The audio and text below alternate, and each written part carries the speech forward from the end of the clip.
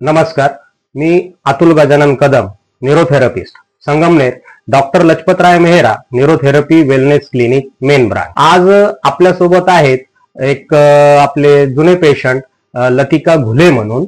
तर त्यांना आपण आज त्यांचा न्यूरोथेरपी बद्दलचा अनुभव आपण ते आज आपल्याशी शेअर करतायत, तर जाणून घेऊ आपण त्यांच्याकडून। नमस्कार, मी लतिका जिजाबा घुले, संगमनेर।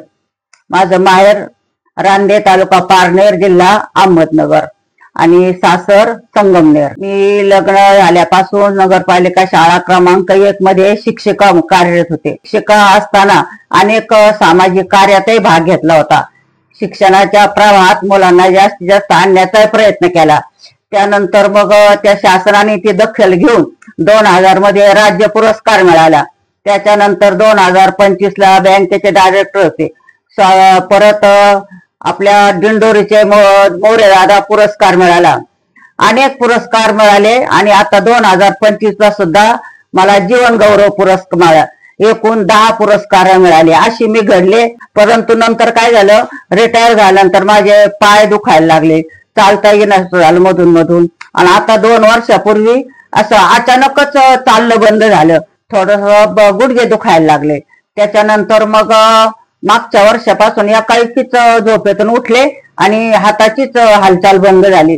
मग घाबरले, म्हटलं काय होतं, पॅरालिसिस आहे का काय, काय माहिती। अगोदर डॉक्टर पाहिले होते पण मला एवढा काही फरक जाणवला नाही।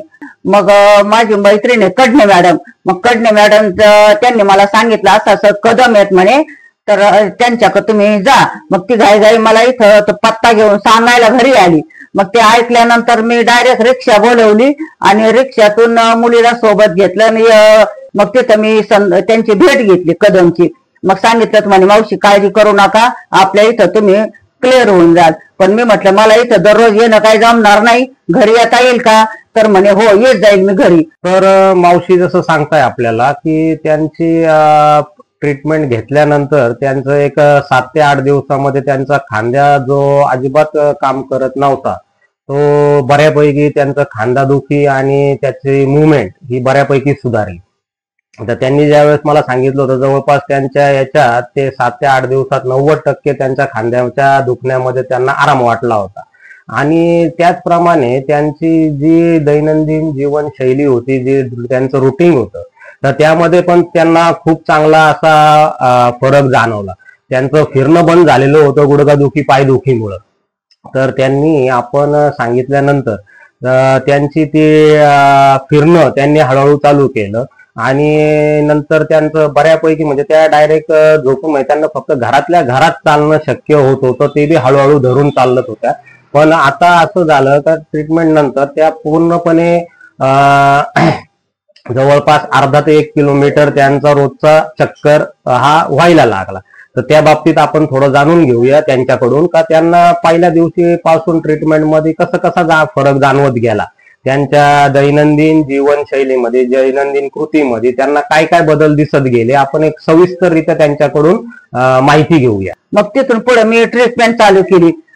तर तो माझा हात अजिबातच हालत नव्हता, मला कपडे पण घालता येत नव्हते, आंघोळ पण व्यवस्थित करता येत नव्हती। मग त्याच्यानंतर ते घरी आल्यानंतर ट्रीटमेंट चालू केली।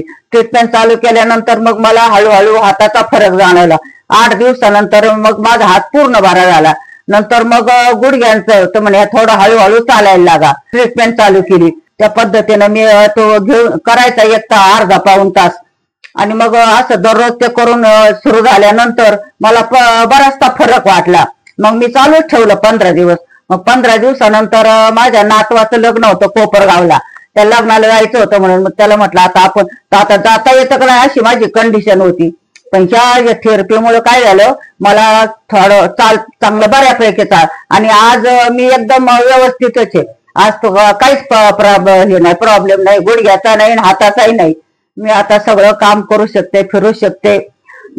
आमच्या मिटिंग असतात संघटनेच्या, तिथं कळसकर गुरुजी अध्यक्ष आहेत, तर आमच्या त्या संघटनेच्या मिटिंगला जाते, नगरला जाते। आता मला बरचसा फरक पडला, हा केवळ याच्या थेरपीचा परिणाम झालाय। मग आता ही थेरपी चालू केल्यानंतर मला चांगल्यापैकी फरक जाणवला। त्यामुळे त्या यांचं कदम सरांचं मी मनपूर्वक आभार मानते। आणि ज्यांना कोणाला असा पायाचा, मुंग्यांचा, हाताचा त्रास असेल तर त्यांनी त्यांच्याकडे ट्रीटमेंट घ्यायला काहीच हरकत नाही, कारण मला बऱ्यापैकी म्हणजे चांगल्यापैकीच फरक जाणवलाय। बाकी सगळं व्यवस्थित आहे। धन्यवाद। जय हिंद, जय महाराष्ट्र।